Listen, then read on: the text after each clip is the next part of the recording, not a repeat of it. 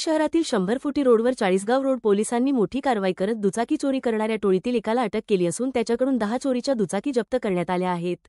5 मार्च 2025 रोजी चाळीसगाव रोड परिसरातील सोना कब्रस्तानजवळून चोरी झालेल्या दुचाकीच्या तक्रारीनंतर चाळीसगाव रोड पोलिसांनी तपास सुरू केला होता।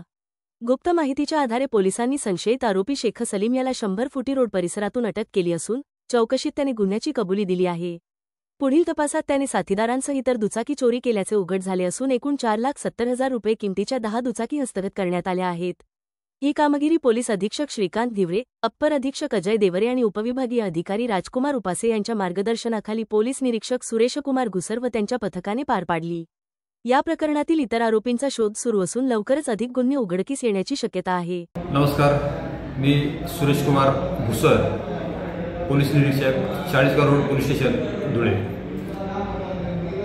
चाळीसगाव रोड पोलीस स्टेशनला 3 मोटरसायकल चोरीचे गुन्हे दाखल आहेत। त्या गुन्ह्याच्या संदर्भामध्ये आमच्या डीबी पथकाने मोटरसायकलचा शोध घेत असताना मालेगाव येथील एक सलीम शेख नावाचा एक मोटरसायकल चोर आहे, त्याची आम्हाला इन्फॉर्मेशन मिळाली होती। त्याच्यावरून आम्ही त्याला मालेगाव येथून ताब्यात घेतलं आणि ताब्यात घेतल्यानंतर आमच्या चाळीसगाव रोड पोलीस स्टेशनचे 3, एक सोनगिरचे आणि इतर 6 अशा मी टोटल 10 मोटरसायकल चोरीच्या मोटरसायकल त्याच्याकडून आम्ही रिकवर केलेले आहेत।